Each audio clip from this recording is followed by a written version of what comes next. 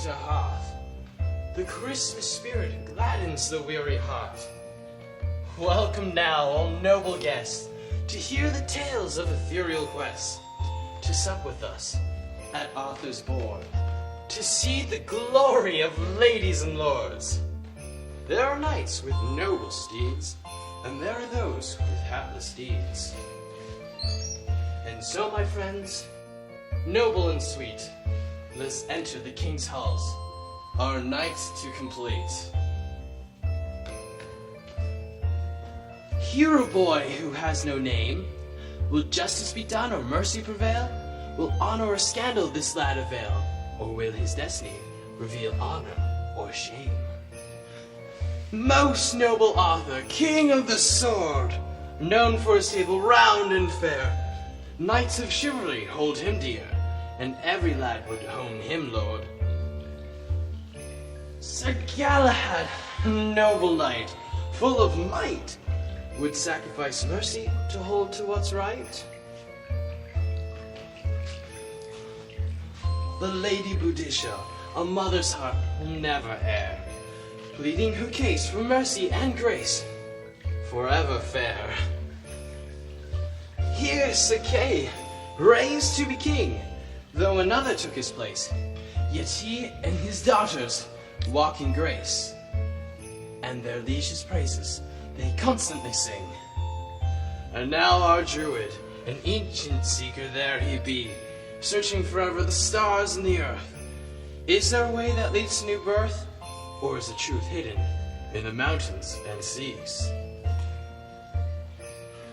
Our bard Merlin, singer of songs and teller of truths, wise and glorious, the king's great guide, the father of the priesthood, offers love instead of pride. And still with tears we remember so dear our missing queen, sweet Guinevere. Betrayal and lies in each man's eyes. Can the truth ever be made clear? Come gather round the festive Yule to hear a story that's a jewel. Decked with holly through and through, we now present a Camelot Christmas Tale to you.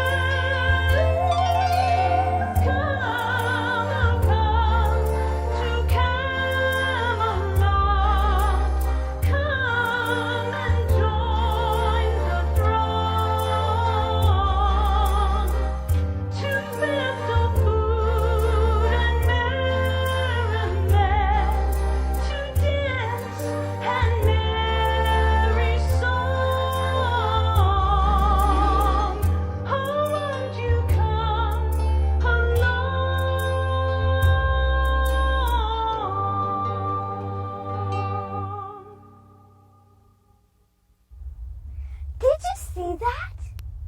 Was that Guinevere? Maybe it was an angel. Guinevere's not dead. She was only banished from the kingdom. Why was she banished? She betrayed the king. That's not true. Anyway, it was never proven. Just a lot of talk every night at the Goose Side Tavern. I heard it all. I think it was a heavenly vision. Wouldn't she make a lovely mother? Who'd want to be your mother? You don't even have a name. But you don't have a name either. Anyways, where'd I get a name? What? I don't know. What was your name? I can't remember what your name was. Oh, maybe Alfred. I can't remember.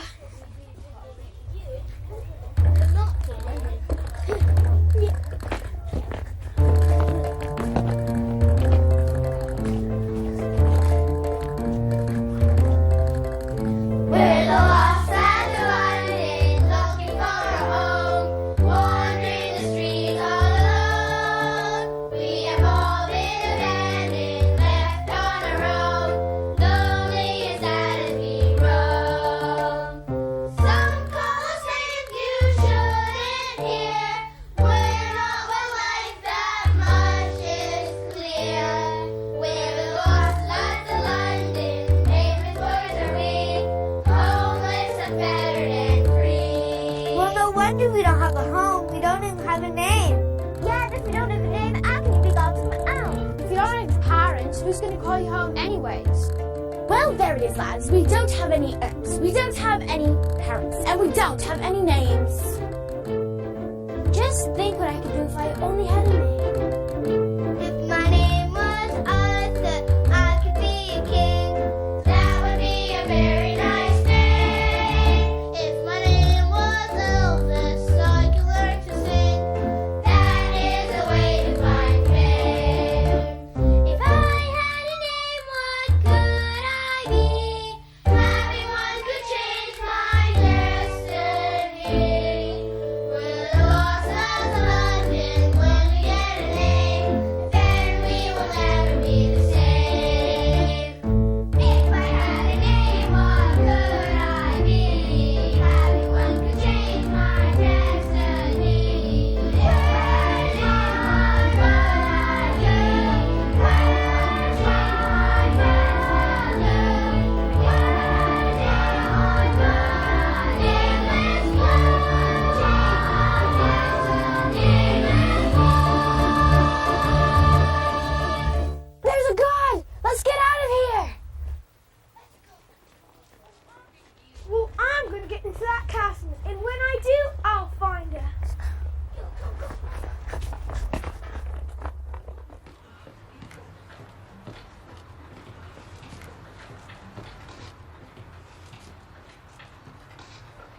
Halt! Who goes there?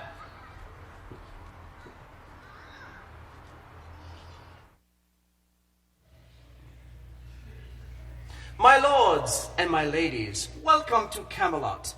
It is with great joy that I greet you on this Christmas Eve. You do grace my home to have come from so far to honor my table. Tonight shall be sweet indeed, as our most noble and ancient families have traveled to share my board. I am honored to introduce from the very farthest reaches of the southern kingdom, the Lady Boadicea, Princess of Corbanic. Her son Sir Galahad is due momentarily, and we eagerly await his arrival. My liege, it is an honor and a joy to celebrate this winter solstice feast of Christmas within the walls of Camelot. I can't imagine what has detained my son. 'Tis our honor, Lady Boadicea. And here I introduce my very brother, Sir Kay, and his 4 maiden daughters. King Arthur, my sword is ever yours. We take a moment to honor the memory of Sir Kay's wives, all 4 of them. Okay. And what table would be complete without a leader from Britain's spiritual heritage? The great druid sage, Brother Hagrabah. Sire, I bring you exciting news, my king. We of the ancient druid priesthood have heard that our beloved and esteemed Merlin, father of our ancient faith, has returned from afar to Britain and has heard your call. In fact, we have reason to believe that he'll show himself here tonight. How we long to hear his wisdom and his stories, sire. This is truly a night for rejoicing. Let us all sing a festive carol.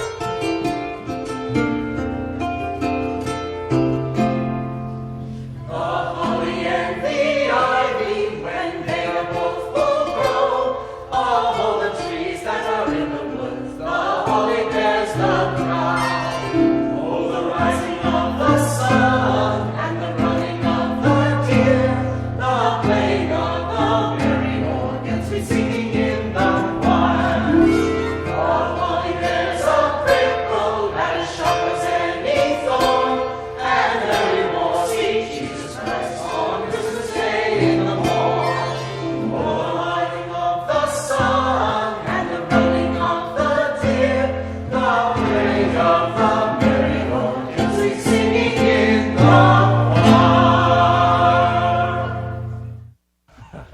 Jester, bring us your mirth, that we may all be refreshed. Aye, King, and please be kind and tell me, what is it that you had in mind? Why, what else but to jest, sir? A jest? Of course! Like a jockey goes with his horse. Aye. And what is the punchline? Well, there is none, except that they both run. Well, do some tricks then. Surely you must juggle? Ah, to juggle as that, I have been taught. But as you see, it was all for naught. So you do no tricks, you do no jests. How is it you come to be unfunny? Why, your father served me well. Tried as I might, I could not fight the fact that my post was inherited. Though my parentage was dear, the truth was clear, that from me no jokes could be ferreted. So I fussed and fretted, sighed and upsetted, until I saw the gift that was there. For me but to rhyme is my message in time, and what you have is that you must share. So you're not funny.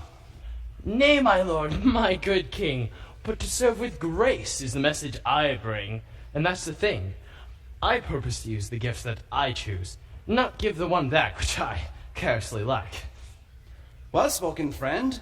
But what then for our entertainment? A suggestion I can advance is call for music and the dance, and that I'll complete as your servant to its sweet. Ladies, may I prevail upon you to bless this court with your ballet?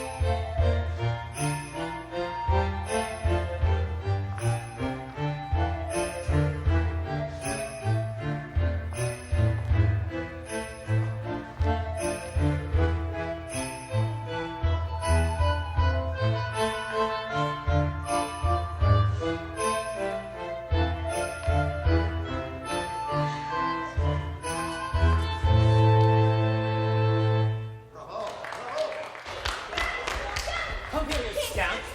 You won't get away from me. Boy, come here.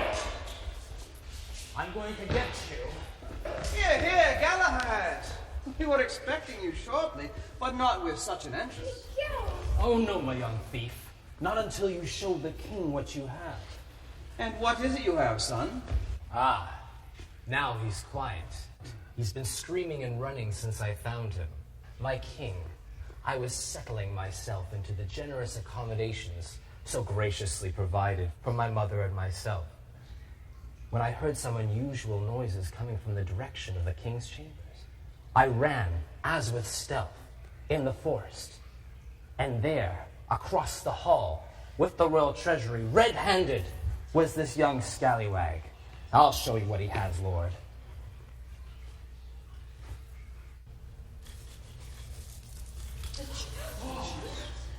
Well, this is serious, son. Well, boy, what is your name? I don't have a name, sire. You don't have a name? Well, surely they must call you something. They call me boy, or lad, or scamp, or worse. Well, boy, do you know my name? Yes, sire, you're the king, Arthur. Then you know whose jewels it is you have taken. And worse, these jewels in my possession belong to the realms of the people of Great Britain. They are stewarded to me to provide a war chest against foreign invaders. How do you come to be stealing such treasure? I left the town, sire. I ate to the castle all my life, sire, ever since I was little. So I up and left the town, London, that is, sire, and I hid away on a wagon. And sure enough, I came upon the castle just as I had earned all my life, sire. And then when I saw how large and big it was, I thought surely there was room for a little lad like me to have a nap. And then when I was looking at all the endless rooms, I saw those beautiful shiny stones. Yes, but why did you take them? Well, surely you know this is stealing. Why would you do this? I was going to buy me a mother. Buy a mother? I, King. When I saw those jewels, I thought, what woman would resist such a fistful of precious stones? They were so lovely, she'd have to have me. I see. Well, no matter the reason, son, you've committed a grave wrong. You have taken something that was not yours to take, and justice must be done. You're gonna hang me? Now, son, the punishment must suit the crime, and yet you are so young, and without even a proper family. My king, may I have your ear for a moment? Of course, speak, Galahad. I mean no disrespect, my king, but your people watch you. Oh, that I'm well aware. But what does that have to do with this? You must not appear weak. You are the ruler of this land, and we are united under your sword. Excalibur has led us through many battles. We showed the enemy no mercy. Well, this child is hardly an enemy. But robbery is. We do not allow thieves to thrive in the isle and the commonwealth of this Great Britain. If the people perceive... My Lord King, please, I beg your Majesty's graciousness. Of course, speak, Lady Medicia. My son, Sir Galahad, is strong and noble and full of bravery. But young as he is, and as yet unmarried, he is perhaps lacking in all of the virtues of life. He knows only of strength and power, and not yet that of gentility, merciful strength. My Lord King, this young child has no mother, nor does it appear a rightful father. How can he know good from evil, truth from lies? Who would have taught him? Is it justice to punish him for that for which he is not educated? Arthur, you are the king, and you must not show weakness, or else they will mistake your mercy for meekness. You are the king, you're in command.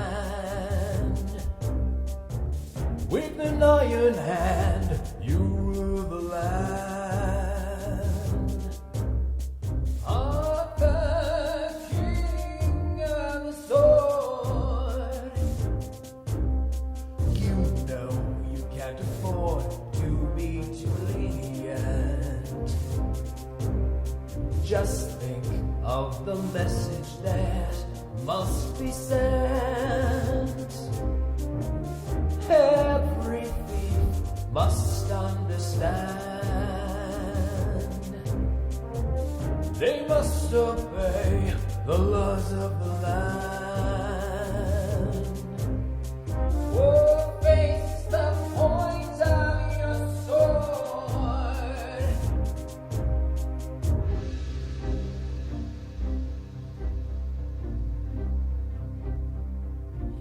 Surely there is mercy, even for a child. Just consider his ignorance. He's uncultured and wild. Love can tame this child.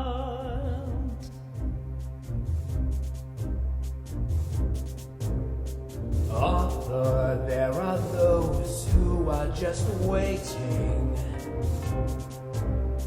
hiding in the shadows with cruel hating. Your enemies seek your demise. You must show strength, don't you realize that you're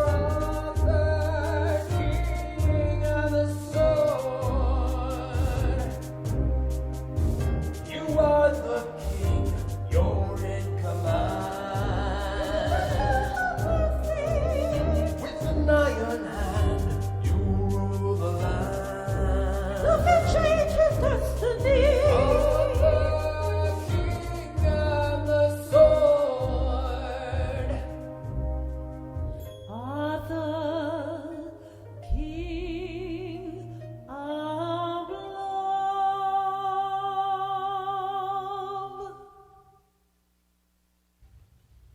You speak truth well, Lady Boadicea. And as we all know, you have raised your son well, for he speaks truth also. And so justice is presented to me. And yes, justice has been my code. My sword Excalibur has dealt the blow of justice more than I dare to recount.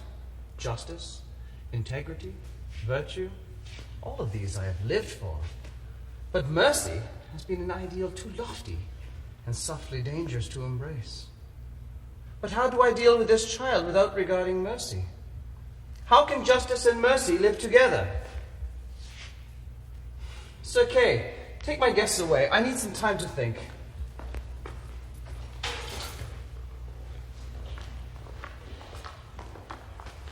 Tell me, Father, why is the king so upset? Long ago, the king banished his wife, Queen Guinevere, for a betrayal that was never proven. Do you suppose that the king is worried about making the same mistake with this boy? I think so. Ever since the queen left, he has wondered if he should not have been more lenient and merciful. But father, the quality of mercy is not strained. It falls like a gentle rain from heaven. Well spoken, Portia. You could be a lawyer or a playwright. How true, my daughter. How true. Carry on to the hall. I'll join you there shortly. Sir Galahad, before you leave, I wish to speak with you. Galahad, you arrived at the Round Table a decade ago, untried and unproven. The king took you in, gave you a place at his table, and tutored you in the skills of knighthood. Are you now commanding the king? You jest, Sir Kay. Surely we two have been sword brothers long enough for you to know my heart. I honor the king. That did not sound like honor. Well, someone needs to remind him. Remind the king of what? Of his duty to his people. You're not saying the king has forgotten his duty. What treason is this? Not treason. Truth. The king has become soft these years. Ever since Guinevere. He's not the same, Kay. And it's up to us to remind him. You speak dishonorably of our king and of his judgments. I do not, but there are those who do. And how do you know? Who do you side with? Who do I side with?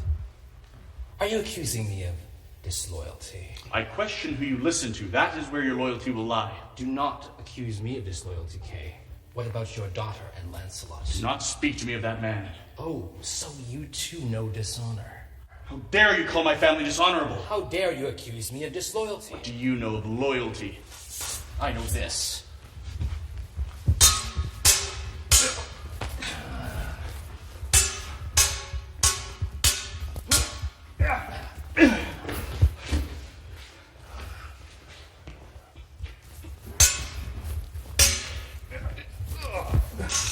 Will you not yield? Never.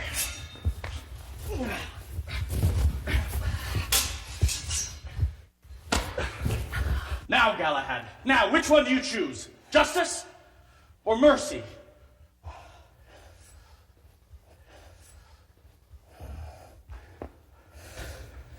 Maybe there's something to this mercy thing.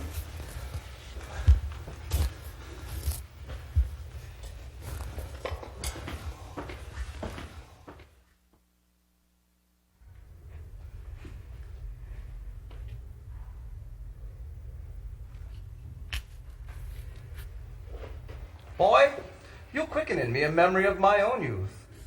Me, your majesty? How could I remind your greatness of anything? Because, son, I was born to be king, but I was not born as king. I too had no parents of my own. You had no parents? Son, do you not know the story of how your king came to power? No, sire. There was treachery in the camp, and my own father, Uther Pendragon, was killed. For my safety, Merlin took me from my mother and hid me in the home of Sir Ector, where I was raised to be a squire for his son, Sir Kay. Then came the day of the tournaments and the glory of unsheathing Excalibur. And then all of a sudden, a king was born. A very young one who didn't always know what he was doing. But why does that remind you of me, sire? Because, son, I too found myself in a place of greatness, but didn't know what to do.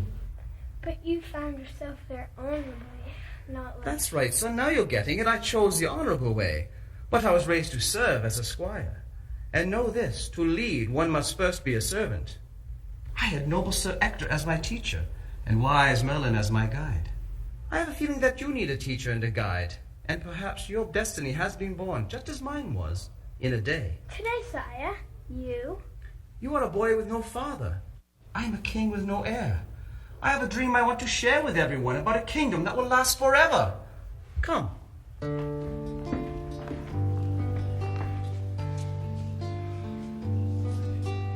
I have dreamed of the kingdom of summer, a place of justice and mercy for all mankind, a place where harmony flows like a river, a place of beauty and truth for all time.